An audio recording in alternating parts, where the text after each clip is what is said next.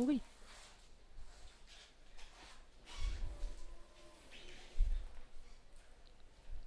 Hello students, तो आज हम लोग अपने डायमेंशंस जो हमने पढ़ा था कि यूनिट सेल में जो हमारी कैलकुलेशंस होती है, जब हम लोग डेंसिटी कैलकुलेट करते हैं या फिर मोलर मास होता है, जेड कैलकुलेट करते हैं, उनके बेसिस पे कुछ अच्छे न्यूमेरिकल्स है वो डिस्कस करेंगे।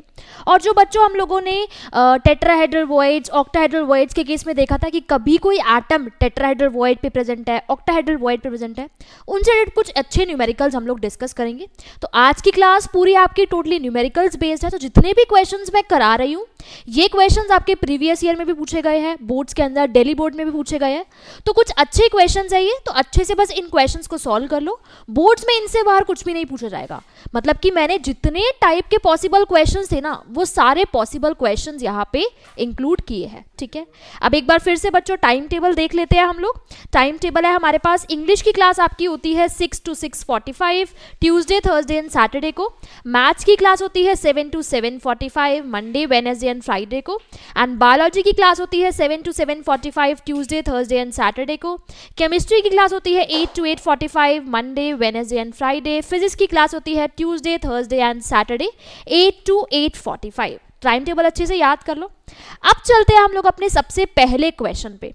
देखो, हम लोगों ने पढ़ा है कि किसी भी क्रिस्टल स्ट्रक्चर के अंदर जो मेरे पास क्यूबिक क्लोज पैक स्ट्रक्चर होता है, उसमें दो तरीके के वॉइड्स होते हैं। कौन से वॉइड्स होते हैं? टेट्राहेड्रल वॉइड्स होते हैं या फिर ऑक्टाहेड्रल वॉइड्स होते हैं। तो कई बारी कोई एटम टेट्राहेड्रल वॉइड में प्रेजेंट होता है, कई बारी वो ऑक्टाहेड्रल वॉइड में प्रेजेंट होता है। ठीक है, तो उसी बेस पे एक क्वेश्चन दिया हुआ है और मैंने आप लोगों को बताया था कि सारे वॉइड्स ऑक्यूपाइड नहीं होते, कुछ फ्रैक्शन उन वॉइड्स का ऑक्यूपाई होता है। तो उसी बेस पे एक क्वेश्चन है। क्वेश्चन में हमसे बोला गया है कि in a cubic close pack structure of mixed oxides, मेरे पास एक मिक्स ऑक्साइड का क्यूबिक क्लोज पैक स्ट्रक्चर है। ठीक है, क्यूबिक क्लोज पैक स्ट्रक्चर मतलब सीसीपी पैकिंग, और स्ट्रक्चर कौन सा? एफसीसी स्ट्रक्चर, जिसमें उसने बोला कि जो लैटिस है ना, वो तो ऑक्साइड आयंस बना रहा है। लैटिस कौन बना रहा है? Oxide ions. तो उसने बोला कि ये जो क्यूबिक क्लोज पैक स्ट्रक्चर है, इसमें लैटिस बना रहा है ऑक्साइड आयन, यानी कि पैकिंग किसकी वजह से हो रही है? ऑक्साइड आयंस की वजह से। उसके बाद उसने बोला कि टेट्राहेड्रल वॉइड्स जो है ना, उनका 1/6 पार्ट एक कैटायन ऑक्यूपाई कर रहा है, वो है कैटायन ए। ठीक है, टेट्राहेड्रल वॉइड्स का 1/6 पार्ट एक कैटायन ऑक्यूपाई कर रहा है, वो है कैटायन ए। यानी कि ऑक्साइड आयन तो पूरे के पूरे लैटिस बना रहे हैं, जो कैटायन ए है वो 1/6 पार्ट ऑक्यूपाई कर रहा है किसका? टेट्राहेड्रल वॉइड्स का, टेट्राहेड्रल वॉइड्स का। ठीक है, उसके बाद उसने बोला कि जो कैटायन बी है ना, वो 1/3 पार्ट ऑक्यूपाई कर रहा है ऑक्टाहेड्रल वॉइड्स का। ठीक है, यानी कि कैटायन बी 1/3 ऑक्यूपाई कर रहा है ऑक्टाहेड्रल वॉइड्स का। यानी कि मेरे पास जितने ऑक्टाहेड्रल वॉइड्स होते हैं ना, उसका 1/3 बी ने ऑक्यूपाई कर रखा है। उस क्यूबिक क्लोज पैक स्ट्रक्चर के अंदर जितनी टेट्राहेड्रल वॉइड है, उसका 1/6 ऑक्यूपाई कर रखा है ए ने। अब वो बोल रहा है कि इस ऑक्साइड का फॉर्मूला बताओ। तो फॉर्मूला बताने के लिए मुझे बस इतना पता लगाना है कि कितने ए है, कितने बी है और कितने ऑक्साइड्स आयंस है यहाँ पे। अगर वो पता लग गया तो फॉर्मूला मैं इजीली कैलकुलेट कर सकती हूँ, है ना। तो देखो, अब लैटिस कौन सा था मेरे पास? क्यूबिक क्लोज पैक स्ट्रक्चर था, सीसीपी लैटिस था, है ना। अब लेट मैं करती हूँ यहाँ पे कि क्यूबिक क्लोज पैक स्ट्रक्चर के अंदर जो ऑक्साइड आयंस ऑक्यूपाई कर रहे हैं, उसमें n ऑक्साइड आयंस है। ठीक है, क्योंकि यहाँ पे नंबर ऑफ एटम्स मुझे वैसे मैं बता सकती हूँ कि सीसीपी लैटिस है, एफसीसी स्ट्रक्चर है, तो सीसीपी लैटिस या फिर एफसीसी स्ट्रक्चर में नंबर ऑफ ऑक्साइड्स आयन होंगे 4, लेकिन मैं इसको 4 नहीं कंसीडर कर रही, मैं लेट करके चल रही हूँ कि n मेरे पास इसमें ऑक्साइड आयन है जो कि पैकिंग फॉर्म कर रहे हैं, है ना। अब अगर मेरे पास n ऑक्साइड आयंस है, तो बच्चों मेरे पास number of octahedral voids n होते हैं और नंबर ऑफ टेट्राहेड्रल वॉइड्स उसके ट्वाइस होते हैं, यानी कि 2n होते हैं। ठीक है, नंबर ऑफ ऑक्टाहेड्रल वॉइड्स मेरे पास n होते हैं और नंबर ऑफ टेट्राहेड्रल वॉइड्स होते हैं मेरे पास 2n। ठीक है, अब देखो a जो था नंबर ऑफ टेट्राहेड्रल वॉइड्स का, वो 1/6 पार्ट ऑक्यूपाई कर रहा था। अब टेट्राहेड्रल वॉइड्स कितने हैं? 2n, तो उसका 1/6, 2n मल्टीप्लाइड बाय 1/6। और उसके अलावा जो B था वो ऑक्टाहेड्रल वॉइड्स का 1/3 ऑक्यूपाई कर रहा था। तो ऑक्टाहेड्रल वॉइड्स कितने थे? n, so n multiplied by 1/3, यानी कि n/3 B हो जाएंगे ए भी कितने हो जाएंगे, n/3, और ऑक्साइड आयंस कितने हैं मेरे पास, ऑक्साइड आयंस है मेरे पास n। ठीक है, अब मैंने क्या किया, सबसे पहले मैंने ये लेट किया कि ऑक्साइड आयंस n थे, तो अगर n ऑक्साइड आयंस थे तो ऑक्टाहेड्रल वॉइड्स उतने ही होंगे और टेट्राहेड्रल वॉइड्स उसके ट्वाइस होंगे, है ना। तो अब देख लेते हैं इस बेसिस पे फॉर्मूला क्या होगा, A:B:O। अब A कितना है मेरे पास, n/3, B भी कितना है, n/3, ऑक्साइड आयंस कितने हैं, n। तो बस सिंपलेस्ट रेशियो निकाल लो, आंसर आ जाएगा। तो यहाँ पे सबको 3 से मल्टीप्लाई करो तो ये हो जाएगा n कैंसिल, तो A1 B1 and then O कितने हो जाएंगे मेरे पास, 3 हो जाएंगे। तो यहाँ से मैंने देखा कि एक A है, एक B है, और ऑक्सीजन कितने हैं मेरे पास, ऑक्सीजन है 3, तो उस अकॉर्डिंग मेरा फॉर्मूला हो जाएगा AbO3। क्या हो जाएगा, AbO3। तो इस तरीके से हम लोगों ने क्या किया, हम लोगों ने यहाँ पे हम लोगों ने सबसे पहले ये निकाला कि हमारे पास कितने ए के एटम्स है, कितने बी के एटम्स है, और उसके अलावा कितने मेरे पास ऑक्सीजन एटम्स है। ठीक है, कितने मेरे पास ऑक्सीजन एटम्स है। तो जैसे ही हम लोगों ने निकाला देन हम लोगों ने उसका रेशो कैलकुलेट कर लिया और उसके अकॉर्डिंग हमने अपना कंपाउंड्स का फॉर्मूला बता दिया। अब एक बार फिर से मैं इस क्वेश्चन को रिपीट करती हूँ, दोबारा से इसको समझने की कोशिश करना। मेरे पास यहाँ पे ऑक्साइड आयंस थे, मेरे पास एक कैटायन था A, कैटायन था B। मैंने हमेशा ये बात बोली क्योंकि कैटायंस का साइज छोटा होता है ना, इस वजह से कैटायंस वॉइड्स को ऑक्यूपाई कर लेते हैं। अब उन्होंने बोला कि जो ऑक्साइड आयंस है वो ऑक्साइड आयंस लैटिस बना रहे हैं, यानी कि जो सीसीपी स्ट्रक्चर के अंदर जितने भी एटम्स प्रेजेंट होते हैं, चाहे वो कॉर्नर्स पर हो या फिर फेस सेंटर पर हो, उन सभी को किसने ऑक्यूपाई कर रखा है, ऑक्साइड आयंस ने, यानी कि O2- आयंस ने। ठीक है, तो मैंने लेट कर लिया कि n number of close pack structures है या फिर n number of oxide ions है। अब ऑक्साइड आयंस के अलावा उनके कैटायंस भी तो होंगे ही ना उस O2- के चार्ज को बैलेंस करने के लिए। तो उसने बोला कि जो A है ना मेरे पास, जो A कैटायन है वो टेट्राहेड्रल वॉइड्स का 1/6 ऑक्यूपाई कर रहा है। वो टेट्राहेड्रल वॉइड्स, अब टेट्राहेड्रल वॉइड्स कितने होते हैं, number of close pack structure के ट्वाइस, तो टेट्राहेड्रल वॉइड्स कितने हो जाएंगे, 2n। तो क्योंकि A उनका 1/6 ऑक्यूपाई कर रहा है तो मेरे पास A हो जाएगा 2n मल्टीप्लाइड बाय 1/6 यानी कि n/3। तो A हो गए मेरे पास कितने, n/3। नेक्स्ट है मेरे पास B। ठीक है, अब B क्या कर रहे हैं, ऑक्टाहेड्रल वॉइड्स का 1/3 ऑक्यूपाई कर रहे हैं। जितने क्लोज पैक स्ट्रक्चर्स उतने ऑक्टाहेड्रल वॉइड्स, तो n ही ऑक्टाहेड्रल वॉइड्स होंगे, तो B कितने हो जाएंगे, B हो जाएंगे n/3। अब A है n, सॉरी ऑक्साइड आयंस है n, A है n/3, B है n/3। इनके नंबर ऑफ एटम्स पता लग गए, नंबर ऑफ एटम्स का रेशो ले लो तो आप देख सकते हो कि A:B: ऑक्सीजन कितना हो गया, 1:1:3, यानी कि कंपाउंड्स का फॉर्मूला हो गया AbO3। क्या हो गया, AbO3। ठीक है, तो इस तरीके से आप लोगों को सबसे पहले नंबर ऑफ एटम्स निकालने हैं एंड नंबर ऑफ एटम्स निकालने के बाद बस उनका रेशो देख लो, उसी अकॉर्डिंग आप फॉर्मूला कैलकुलेट कर सकते हो। ठीक है, लास्ट क्लास में भी हम लोगों ने ऐसे क्वेश्चंस डिस्कस किए थे जब हम लोग ऑक्टाहेड्रल वॉइड्स और टेट्राहेड्रल वॉइड्स पढ़ रहे थे। ठीक है, अगले क्वेश्चन पे चलते हैं। अब डेंसिटी का मैंने फॉर्मूला बताया था आप लोगों को कि किसी भी क्रिस्टल स्ट्रक्चर की डेंसिटी का फॉर्मूला होता है Z multiplied by M divided by A³ into Na। यहाँ पे जो Z होता है मेरे पास वो होता है number of atoms in unit cell. अगर मैं सिंपल क्यूबिक की बात कर रही हूँ तो नंबर ऑफ एटम्स 1 होते हैं, अगर मैं BCC की बात कर रही हूँ तो नंबर ऑफ एटम्स 2 होते हैं, FCC की बात कर रही हूँ तो 4 होते हैं। ये सारी चीज़ें हमने ऑलरेडी पढ़ी हुई है। M होता है यहाँ पे मोलर मास, क्या होता है, मोलर मास।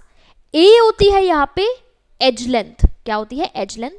और यूनिट्स का बहुत ज़्यादा ध्यान रखना है, अगर डेंसिटी ग्राम पर सेंटीमीटर क्यूब में चाहिए तो एज लेंथ जो होती है ना वो आपको सेंटीमीटर में लेनी होती है।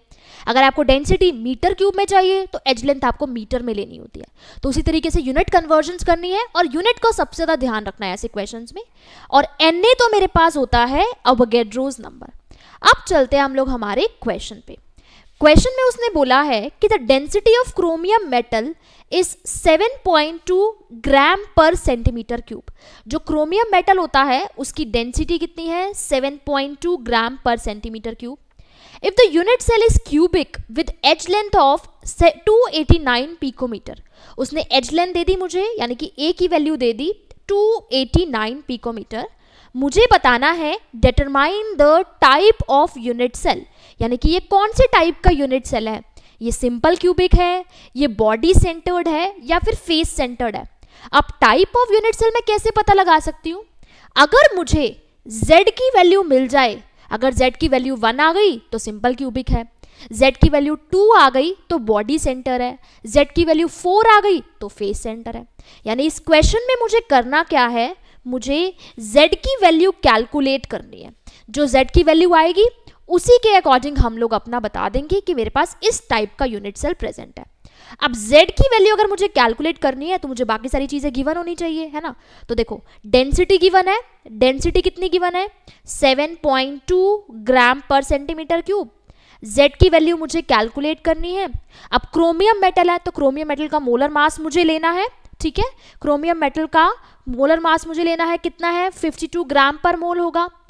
एज लेंथ मुझे गिवन है कितनी 289 पिकोमीटर, और अवोगैड्रो नंबर्स तो मुझे पता ही है 6.022 multiplied by 10 raised to the power 23, ठीक है। अब देखो डेंसिटी है आपकी सेंटीमीटर क्यूब में, यानी कि जो इसमें आपको एज लेंथ लेनी होगी ना वो आपको लेनी होगी सेंटीमीटर क्यूब में, तभी यूनिट्स कैंसिल हो पाएगी, क्योंकि z की तो कोई यूनिट होती नहीं है ना। तो इसीलिए डेंसिटी की यूनिट और एज लेंथ की यूनिट होनी चाहिए सेम, ठीक है। तो अब यहाँ पे मुझे एज लेंथ कितना गिवन है 289 पिकोमीटर, तो पिकोमीटर को मुझे पहले करना पड़ेगा सेंटीमीटर में, ठीक है। तो एज लेंथ कितनी होती है 289 पिकोमीटर। अब रिलेशन पता होना चाहिए, 1 पिकोमीटर जो होता है वो 10 raised to the power -12 metre के इक्वल होता है, या फिर 10 raised to the power -10 centimetre के इक्वल होता है, क्योंकि 1 मीटर में 100 सेंटीमीटर होता है ना। तो इसीलिए 1 पिकोमीटर जो होता है वो 10 raised to the power -12 metre के इक्वल होता है, और 10 raised to the power -10 centimetre के इक्वल होता है।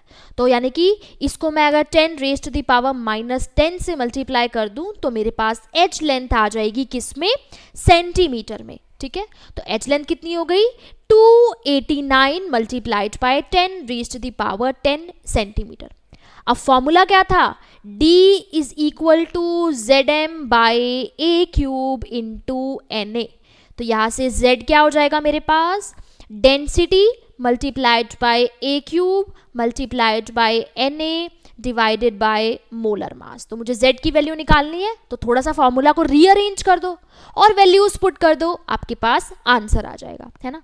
तो डेंसिटी कितनी गिवन थी देख लेते हैं। डेंसिटी थी 7.2 ग्राम पर सेंटीमीटर क्यूब, तो डेंसिटी कितनी है 7.2 gram per centimetre cube. As length कितनी है 289 multiplied by 10 raised to the power -10 का cube multiplied by Avogadro's number कितना होता है 6.022 multiplied by 10 raised to the power 23 divided by molar mass. Chromium का मोलर मास होता है 52 ग्राम्स पर मोल, तो 52 ग्राम्स पर मोल। अवोगैड्रोस नंबर की भी यूनिट होती है पर मोल, तो उस अकॉर्डिंग जब मैं बाकी सारा काम तो मैथ्स का है, बस कैलकुलेशन करनी है, आप लोगों के पास आंसर आ जाएगा। तो जब आप इसको सॉल्व करेंगे, क्यूब लेंगे एंड देन सारी की सारी कैलकुलेशन करेंगे, तो आपके पास z की वैल्यू आएगी अप्रॉक्सीमेटली सॉल्व करके 2.01, जिसको मैं 2 के इक्वल भी लिख सकती हूँ, है ना। तो यानी कि यहाँ पे z की वैल्यू कितनी आई 2, यानी कि उस पर्टिकुलर क्यूबिक स्ट्रक्चर में मेरे पास 2 एटम्स है। कितने एटम्स है 2 एटम्स है। तो 2 एटम्स का मतलब है ये कौन से टाइप का यूनिट सेल है, ये मेरे पास बॉडी सेंटर्ड यूनिट सेल है। कौन सा यूनिट सेल है बॉडी सेंटर्ड यूनिट सेल है, ठीक है। अगर z की वैल्यू 4 आई होती तो मैं बोलती कि मेरे पास फेस सेंटर्ड यूनिट सेल है, z की वैल्यू 1 आई होती तो मैं बोलती प्रिमिटिव यूनिट सेल है। यानी कि z की वैल्यू 2 है तो ये मेरे पास बॉडी सेंटर्ड यूनिट सेल है, और इसमें जो क्रोमियम एटम है वो क्रोमियम एटम एक तो सारे के सारे कॉर्नर्स पर प्रेजेंट होंगे, और उसके अलावा क्रोमियम मेटल बॉडी सेंटर पर भी प्रेजेंट होगा, क्रोमियम मेटल सारे के सारे कॉर्नर्स पर होगा और बॉडी सेंटर पर प्रेजेंट होगा, ठीक है। तो इस चीज को हमेशा ध्यान रखो, जब भी ऐसा क्वेश्चन आ जाए फॉर्मूला एक ही है, क्वेश्चन किस किस तरीके से बन सकते हैं। पहला टाइप था ये जिसमें वो आपसे पूछ सकता है कि टाइप ऑफ यूनिट सेल बताओ। अब टाइप ऑफ यूनिट सेल ना तो मैं मोलर मास से बता सकती हूँ, ना मैं डेंसिटी से बना सकती हूँ, ना मैं ए से। एक ही ऑप्शन है कि मुझे Z की वैल्यू को कैलकुलेट करना है और जो Z की वैल्यू आएगी उसी अकॉर्डिंग हम लोग बता देंगे कि हमारे पास टाइप ऑफ यूनिट सेल कौन सा होगा। तो ये फर्स्ट टाइप का क्वेश्चन था, ठीक है। लास्ट क्लास में एक क्वेश्चन कराया था जिसमें बाकी सारी चीजें गिवन थी, Z भी गिवन था, M भी गिवन था, A भी और Na भी, हमें डेंसिटी भी कैलकुलेट करनी थी। तो पहले टाइप का क्वेश्चन वे था। ये है मेरे पास टाइप 2 क्वेश्चन जिसमें हमसे ये पूछा जाता है कि बताओ टाइप ऑफ यूनिट सेल कौन सा है। इवन कई बारी क्वेश्चंस ऐसा भी आता है, वो Z भी दे देगा, मोलर मास भी दे देगा, एज लेंथ भी दे देगा और डेंसिटी भी दे देगा, बोलेगा Na कैलकुलेट करो, अवोगैड्रोस नंबर कैलकुलेट करो।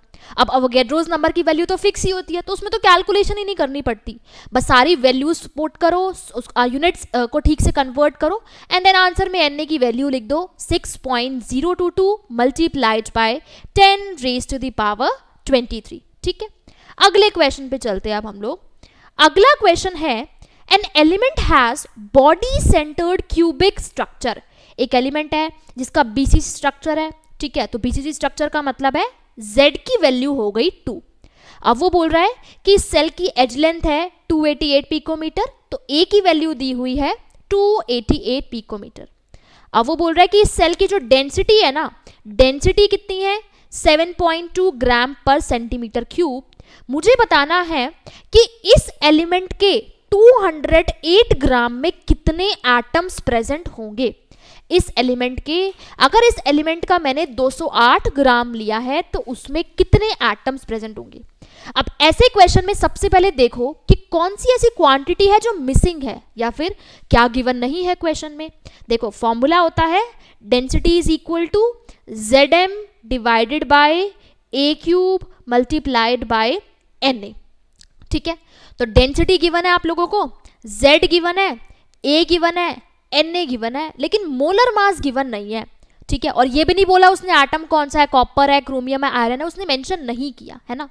तो जो चीज गिवन नहीं है, जो चीज कैलकुलेशन, जो चीज आपके पास गिवन नहीं है उसके लिए आपको क्या करना है, सबसे पहले वही क्वांटिटी कैलकुलेट करनी है। तो क्योंकि अब आप लोगों के पास मोलर मास गिवन नहीं है तो सबसे पहला काम तो यही है कि जो क्वांटिटी मेंशन नहीं है उसी को कैलकुलेट करो। तो मैं भी यही करती हूँ, क्योंकि मोलर मास मेंशन नहीं है तो इसलिए मैं सबसे पहले मोलर मास को कैलकुलेट करती हूँ, ठीक है। तो यहाँ पे पहले मैं इक्वेशन को रीअरेंज करती हूँ। तो मोलर मास क्या हो जाएगा, density multiplied bye A cube multiplied by Na divided by Z। Density multiplied bye A cube multiplied by Na multiplied by Z। बस सारी की सारी वैल्यूज पुट करो और सबसे पहले मोलर मास कैलकुलेट करो, बाकी के क्वेश्चन के बारे में बाद में सोचना, ठीक है।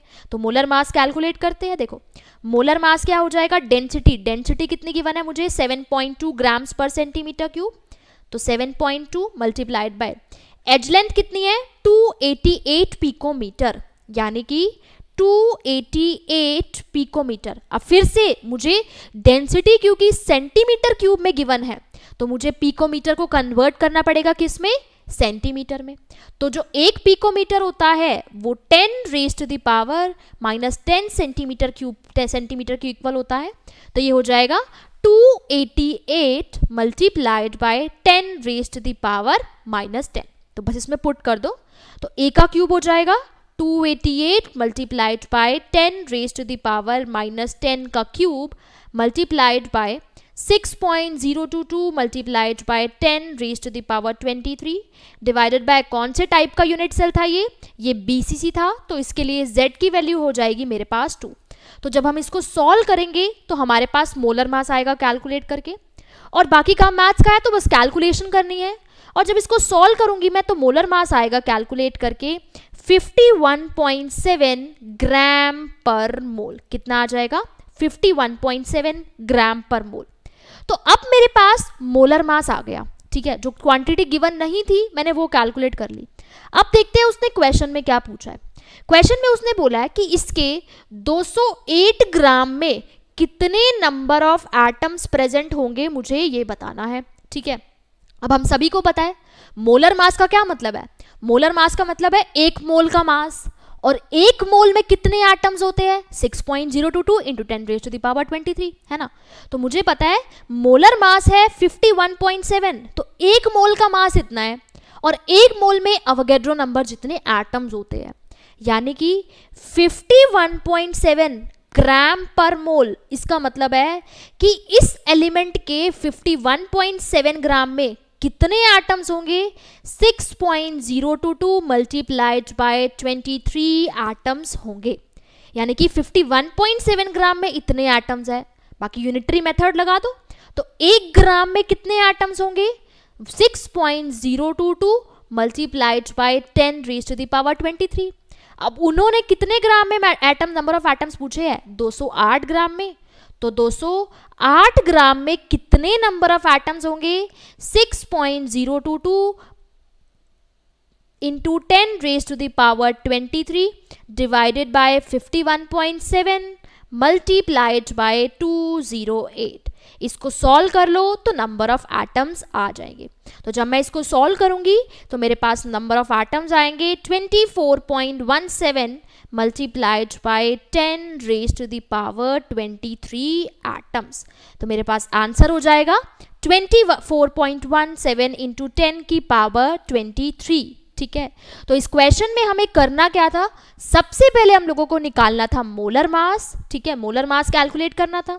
मोलर मास कैलकुलेट किया तो मोलर मास का मतलब है 1 मोल में उतने नंबर ऑफ एटम्स, और मोलर मास था कितना 51.7, तो 51.7 ग्राम में इतने नंबर ऑफ एटम्स। तो 1 ग्राम में कितने नंबर ऑफ एटम्स होंगे, यूनिटरी मेथड लगा दो, अवोगैड्रो नंबर बाय 51.7। तो 208 ग्राम में कितने नंबर ऑफ एटम्स होंगे 6.022 इंटू 10⁻23 बाय 51.7 मल्टीप्लाइड बाय 208। बस कैलकुलेशन है बाकी मैथ्स की, इसको सॉल्व करना है।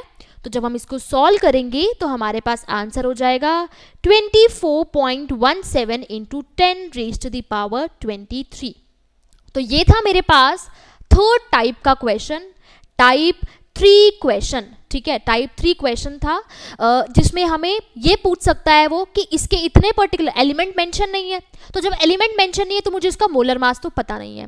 तो सबसे पहला काम मुझे ये करना है, मुझे मोलर मास कैलकुलेट करना है।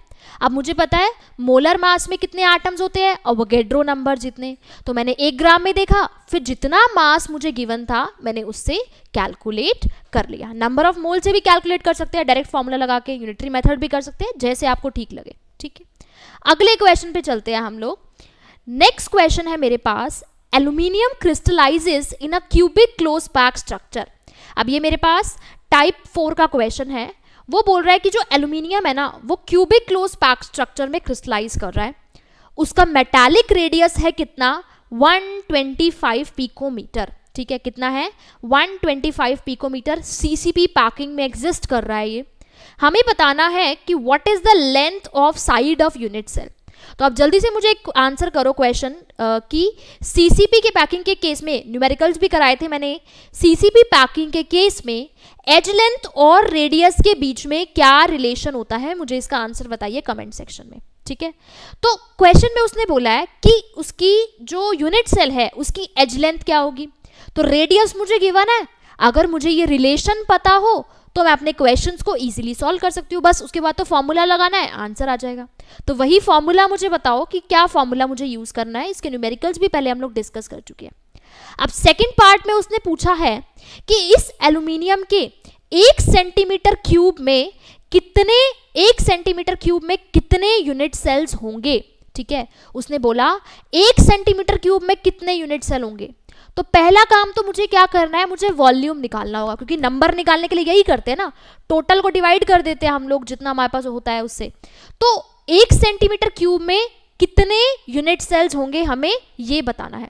सीसीपी पैकिंग की मैं यहाँ पे बात कर रही हूँ, मैं सिंपल क्यूबिक लैटिस की बात नहीं कर रही। क्यूबिक क्लोज पैक स्ट्रक्चर है, यानी कि सीसीपी पैकिंग यानी कि एफसीसी की मैं यहाँ पे बात कर रही हूँ, ना कि मैं सिंपल क्यूबिक स्ट्रक्चर की बात कर रही हूँ। ठीक है, तो अकॉर्डिंगली आंसर करो कि एफसीसी पैकिंग के केस में या फिर सीसीपी पैकिंग के केस में ए और आर के बीच में क्या रिलेशन होता है। तो हमें बोला है कि जो मेरे पास रेडियस है ना वो 125 पिकोमीटर के इक्वल होता है। ठीक है, अब एफसीसी पैकिंग के केस में होता क्या है, एटम कॉर्नर पर प्रेजेंट है। जैसे सपोज ये एक फेस है और फेस के सेंटर के बीच में एक एटम है और एटम एक कॉर्नर पर है ना।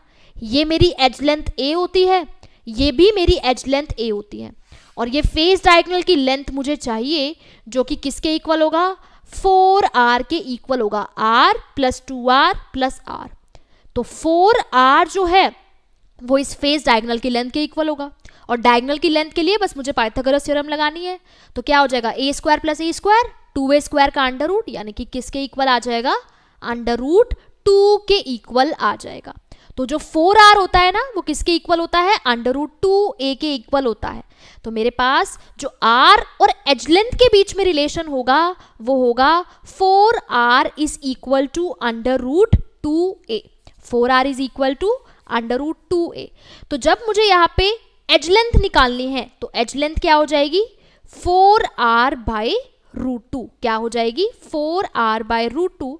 तो मुझे यहाँ पे r की वैल्यू पता है कितनी होगी, 125 पिकोमीटर। तो मैं पुट करती हूँ तो ये हो जाएगा 4 इंटू 125 डिवाइडेड बाय रूट 2, यानी कि 500 बाय रूट 2 पिकोमीटर। तो जब मैं इसको सॉल्व करूंगी तो मेरे पास सॉल्व करके आंसर आ जाएगा approximately equal to 300 point something आ जाएगा। ठीक है, तो जब मैं इसको सॉल्व करूंगी तो मेरे पास आंसर आ जाएगा 353.5 पिकोमीटर, 353.5 पिकोमीटर। ठीक है, हमने 3 रिलेशंस पढ़े थे। सिंपल क्यूबिक के लिए ए जो होता है, एफसीसी कैसे पता लगा, उसने बोला ना cubic close packing. Cubic close packing मतलब सीसीपी, सीसीपी से कौन सा स्ट्रक्चर बनता है, एफसीसी स्ट्रक्चर ही तो बनता है ना। तो इस चीज का ध्यान रखो, क्यूबिक क्लोज पैकिंग मतलब एफसीसी स्ट्रक्चर। अगर बॉडी सेंटर्ड होता तो वो डायरेक्टली बॉडी सेंटर्ड बोलता, अगर प्रिमिटिव यूनिट सेल या फिर सिंपल क्यूबिक होता तो वो सिंपल क्यूबिक बोलता। ठीक है, तो क्यूबिक क्लोज पैकिंग का मतलब पैकिंग क्यूबिक क्लोज पैकिंग कहलाती है। लेकिन मैंने पहले भी बताया था क्यूबिक क्लोज पैकिंग से जो स्ट्रक्चर बनता है ना वो स्ट्रक्चर आपका एफसीसी स्ट्रक्चर होता है, जिसको हम लोग face centred cubic unit cell भी बोलते हैं। तो उसने हमें क्वेश्चन में आर दिया था, तो जो आर और एज लेंथ का रिलेशन होता है एफसीसी स्ट्रक्चर के लिए, बस मैंने वो फॉर्मूला यूज किया, आर की वैल्यू पुट करी और उस अकॉर्डिंग मैंने अपनी एज लेंथ कैलकुलेट कर ली और एज लेंथ आ गई 353.5 पिकोमीटर। अब सेकेंड पार्ट में मुझे क्या करना है, मुझे बताना है कि इस एल्यूमिनियम के 1 सेंटीमीटर क्यूब में कितने number of unit cells present होंगे। इसके 1 सेंटीमीटर क्यूब में कितने number of unit cells present होंगे। तो 1 सेंटीमीटर क्यूब में निकालने के लिए मुझे क्या करना पड़ेगा, सबसे पहले तो वॉल्यूम निकालना पड़ेगा। और वॉल्यूम ऑफ यूनिट सेल क्या होता है, वॉल्यूम होता है ए क्यूब। तो वॉल्यूम ऑफ यूनिट सेल क्या होता है, a cube. Volume of unit cell is equal to a cube. A कितना है, 353.5 पिकोमीटर, यानी कि 10 रेज टू द पावर। अब देखो यहाँ पे 1 सेंटीमीटर क्यूब में निकालना है ना कितने नंबर ऑफ यूनिट सेल है, तो इसको भी पहले सेंटीमीटर क्यूब में करो। तो 1 picometre 10 raise to the power minus 10 centimetre के इक्वल होता है। तो 353 multiplied by 10 raise to the power minus 10 centimetre cube. तो जब हम इसको सॉल्व करेंगे तो हमारे पास सॉल्व करने पर वॉल्यूम आएगा 4.42 multiplied by 10 raise to the power minus 23 centimetre cube. ठीक है, वॉल्यूम आ जाएगा 4.42 multiplied by 10 raise to the power minus 3 centimetre cube. अब वॉल्यूम तो आ गया, उसने बोला है कि 1 सेंटीमीटर क्यूब में कितने नंबर ऑफ यूनिट सेल होंगे। तो number of unit cell 1 centimetre cube में कितने हो जाएंगे, 1 divided by 4.42 multiplied by 10 raise to the power 23। इतना वॉल्यूम था, है ना। वॉल्यूम कितना था, 4.42 multiplied by 10 raise to the power -23। तो 1 सेंटीमीटर क्यूब में मुझे नंबर ऑफ यूनिट सेल निकालने हैं, तो मैंने 1 से डिवाइड कर दिया, तो 1 divided by 4.42 multiplied by 10 raise to the power -23। मेरे पास आंसर कितना आ गया, 2.26 multiplied by 10 raise to the power 22। इतने नंबर ऑफ यूनिट सेल्स मेरे पास 1 सेंटीमीटर क्यूब में प्रेजेंट होंगे। ठीक है, तो बस इतनी सी बात का ध्यान रखो कि जब भी मेरे पास सीसीपी पैकिंग लिखा हुआ हो, क्यूबिक क्लोज पैकिंग लिखा हुआ हो, तो आप लोगों को क्या करना है, सबसे पहले आप लोगों को जो आर और ए के बीच का रिलेशन होता है ना, बस वो रिलेशन याद करना है। एक चीज गिवन होगी, या तो आर गिवन होगा या फिर ए गिवन होगा, फॉर्मूला अप्लाई करना है एंड देन फॉर्मूला अप्लाई करके आंसर कैलकुलेट करना है। अब क्योंकि उसने बोला था कि 1 सेंटीमीटर क्यूब में नंबर ऑफ यूनिट सेल बताओ, तो पहले मैंने वॉल्यूम कैलकुलेट कर लिया, ए क्यूब कैलकुलेट कर लिया एंड देन मैंने उसमें number of unit cells calculate कर लिए, तो उस अकॉर्डिंग मेरा आंसर आ गया। ठीक है, अगले क्वेश्चन पे चलते हैं हम लोग। अगले क्वेश्चन पे चलते हैं। अगला क्वेश्चन है, an element crystallizes in a structure having FCC unit cell of edge length 200 picometre. अब उसने ये नहीं बोला क्यूबिक क्लोज पैकिंग, उसने सीधा बोल दिया कि एफसीसी यूनिट सेल है, और एफसीसी यूनिट सेल है मतलब कि z की वैल्यू 4 है। ठीक है, उसने बोला कि एज लेंथ कितनी है, 200 पिकोमीटर है। कितनी एज लेंथ है, 200 पिकोमीटर। उसने बोला डेंसिटी कैलकुलेट करो अगर उसके 200 ग्राम में इतने नंबर ऑफ एटम्स है। ठीक है, अब मोलर मास तो मुझे अभी भी नहीं पता, और ना ही उसने मेंशन किया कि मेरे पास ये एलिमेंट है, क्रोमियम है, कॉपर है। तो यानी कि जो बच्चों मेरा डायरेक्ट फॉर्मूला है ना, Zm अपॉन में a क्यूब इंटू एन, वो तो मैं इस्तेमाल कर ही नहीं सकती यहाँ पे, क्योंकि मेरे पास मोलर मास मेंशन नहीं है और कोई ऐसी भी चीज़ मेंशन नहीं है जिससे कि मैं मोलर मास निकालने की कोशिश करूँ। तो इसके लिए हम लोग डायरेक्ट फॉर्मूला यूज करते हैं कि density is equal to mass by volume. Density is equal to mass by volume. अब डेंसिटी मुझे कैलकुलेट करनी है। अगर मुझे इस यूनिट सेल का वॉल्यूम पता चल जाए और इस यूनिट सेल का मास पता चल जाए, दोनों को मैं डिवाइड कर दूं, तो मेरे पास डेंसिटी आ जाएगी, है ना। तो वॉल्यूम कैसे पता चल सकता है, एज लेंथ गिवन है, वॉल्यूम तो क्या होता है, वॉल्यूम होता है ए क्यूब, यानी कि 200 multiplied by 10 raise to the power. अब डेंसिटी किस में निकालनी है, सेंटीमीटर क्यूब में निकालनी है, तो मेंशन नहीं है। अगर मेंशन नहीं हो तो किसी भी यूनिट में आंसर लिख सकते हो, लेकिन अगर स्पेसिफिकली मेंशन हो ना कि आप लोगों को डेंसिटी मीटर ग्राम पर मीटर क्यूब में निकालनी है या फिर ग्राम पर सेंटीमीटर क्यूब में निकालनी है, तो आप लोगों को उस टाइम पे फिर उसी अकॉर्डिंग अपनी यूनिट कन्वर्जन्स करनी पड़ेगी। तो 200 multiplied by 10 raise to the power -10 का क्यूब, इसको सॉल्व करूंगी तो ए क्यूब आ जाएगा 8 into 10 raise to the power -24। कितना आ जाएगा, 8 into 10 raise to the power -4। तो वॉल्यूम आ गया, है ना, वॉल्यूम आ गया। बस मुझे मास चाहिए, डेंसिटी मैं कैलकुलेट कर लूंगी। अब टोटल मास चाहिए। टोटल मास कैसे निकालूंगी मैं, सबसे पहले मुझे एक एटम का मास चाहिए होगा। अब क्योंकि एफसीसी यूनिट सेल है, तो एफसीसी यूनिट सेल के अंदर Z की वैल्यू 4 है, तो एक एटम के मास को अगर मैं 4 से मल्टीप्लाई कर दूं तो टोटल मास आ जाएगा, और टोटल मास को अगर टोटल वॉल्यूम से डिवाइड कर दूं तो मेरे पास आंसर आ जाएगा, है ना। तो देखो मास जो है मेरे पास, पहले मुझे एक एटम का मास कैलकुलेट करना पड़ेगा, तो मास ऑफ 1 एटम मुझे कैलकुलेट करना है। अब उसने बोला है कि इतने एटम्स जो है उसका मास है 200 ग्राम। उसने एक चीज बोली है कि 200 ग्राम में 24 into 10 raise to the power 23 atoms है ना। तो मैं ये पता लगा सकती हूँ कि एक एटम का मास कितना होगा, है ना, यूनिटरी मेथड का यूज करके। ठीक है, उसने बोला कि 24 into 10 raise to the power 23 atoms का मास कितना है, 200 ग्राम। कितना है, 200 ग्राम। तो एक एटम का मास कितना हो जाएगा, 200 divided by 24 into 10 raise to the power 23। एक एटम का मास आ गया।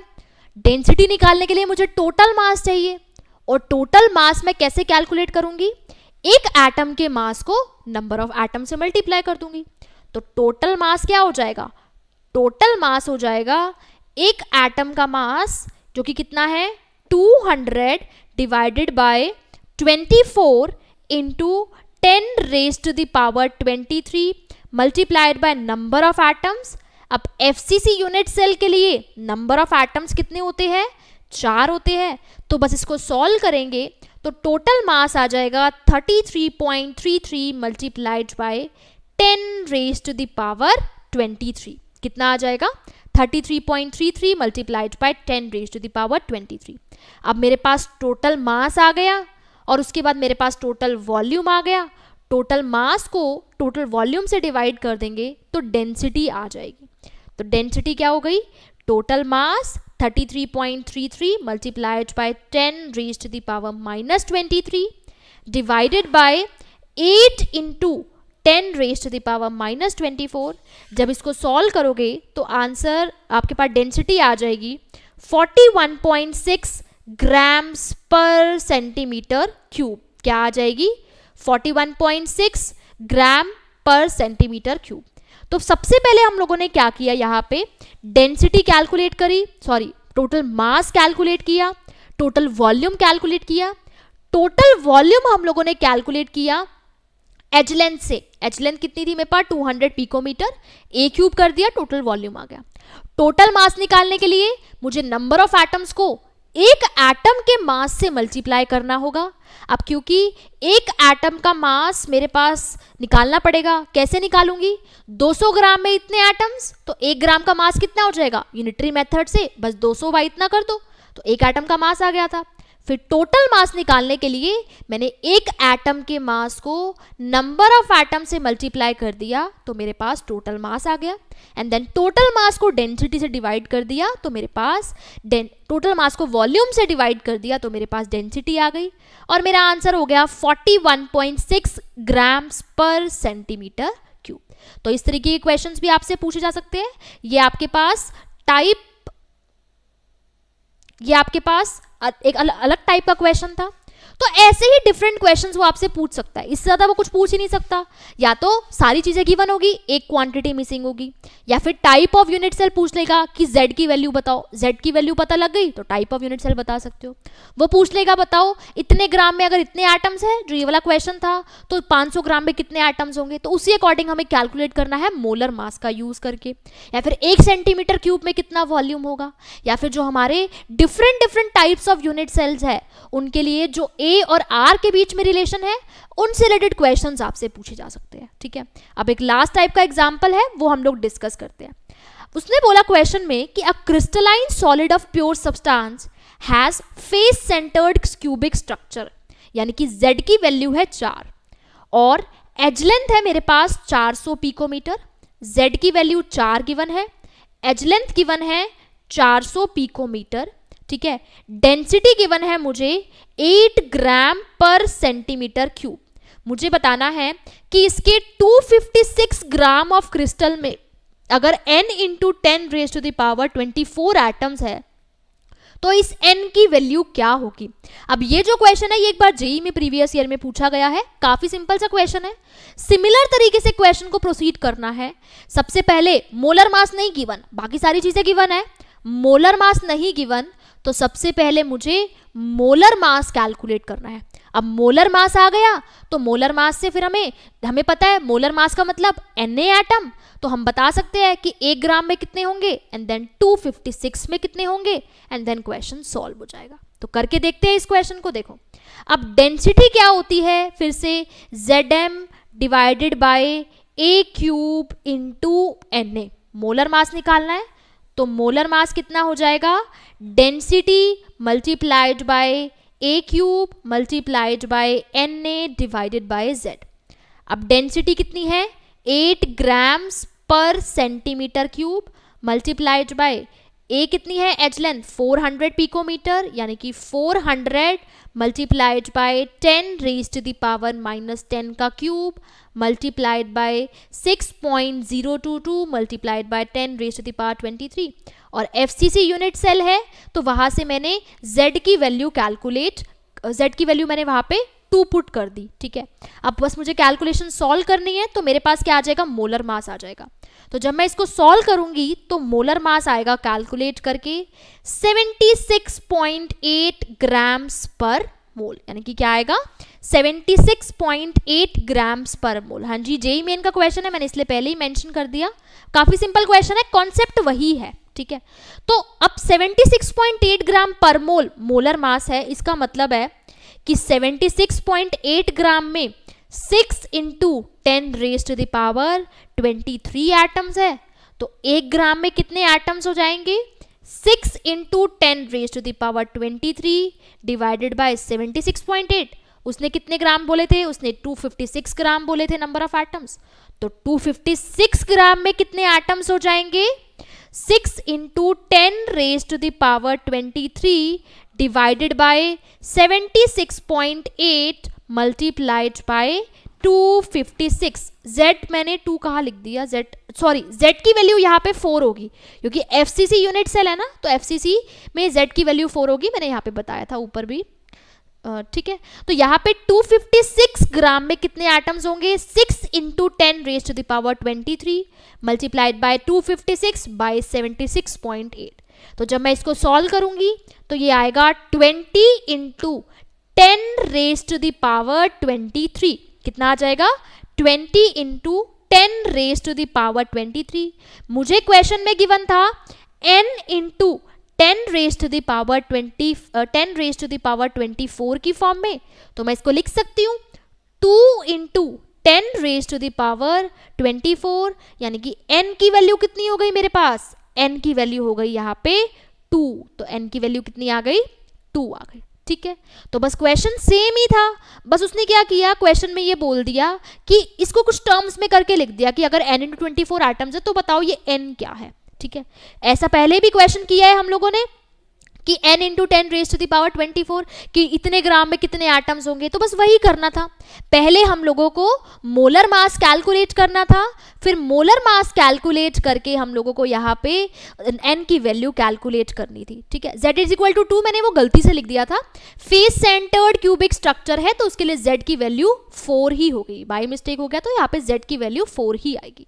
फिर हम लोगों ने मोलर मास कैलकुलेट किया 76.8 ग्राम्स पर मोल, इतने 76.8 में n एटम, तो एक में 6 into 10 raise to the power 23 divided by 76.8, तो 256 में कितने हो जाएंगे, इतने हो जाएंगे। बाकी कैलकुलेशन करोगे जब तो आंसर आ जाएगा 20 into 10 raise to the power 23, यानी कि 2 into 10 raise to the power 24। तो मेरे पास आंसर आ जाएगा n की वैल्यू हो जाएगी 2। ठीक है, तो यहाँ पे हम लोगों ने जितने पॉसिबल क्वेश्चंस बन सकते थे डेंसिटी से रिलेटेड वो डिस्कस किए। अब इसके बाद एक और अच्छा क्वेश्चन है, वो मैं अगली क्लास में लूँगी, तो उसमें थोड़ा सा ट्विस्ट है क्वेश्चन में। ठीक है, उसमें आपको पैकिंग एफिशिएंसी का यूज़ करके बताना होगा z की वैल्यू क्या है, वो अगली क्लास में मैं डिस्कस करूँगी, अगली क्लास की स्टार्टिंग में। तो यहाँ पे हम लोगों ने डेंसिटी से रिलेटेड बहुत सारे क्वेश्चंस डिस्कस किए, जो वॉइड से रिलेटेड जितने भी पॉसिबल क्वेश्चंस थे वो डिस्कस किए। जितना अब तक पढ़ाया गया उनको अच्छे से रिवाइज करो, और टेस्ट में इसी से रिलेटेड जितने भी क्वेश्चंस हैं आपके, चाहे वो डेंसिटी से रिलेटेड हो, चाहे वॉइड से रिलेटेड हो, या फिर पैकिंग से रिलेटेड हो, ऐसे क्वेश्चंस आपसे पूछे जाएंगे, तो टेस्ट को जरूर अटेम्प्ट करिएगा। और उसके अलावा अगली क्लास में हम लोग डिस्कस करने वाले हैं इम्परफेक्शंस के बारे में, कि सॉलिड्स में जो डिफेक्ट्स आते हैं ना, वो डिफेक्ट्स किस वजह से आते हैं, कौन कौन से टाइप के डिफरेंट डिफेक्ट्स होते हैं, और उन डिफेक्ट्स का एक्चुअल में रीजन क्या है, वो डिफेक्ट्स आ क्यों रहे हैं, और उनकी एप्लीकेशंस भी होती है कुछ, वो सब चीज़ें डिस्कस करते हैं अगली क्लास में। उसके अलावा कोई भी डाउट है तो उनको कमेंट सेक्शन में ज़रूर मेंशन कर सकते हैं। Thank you very much, bye bye, good night.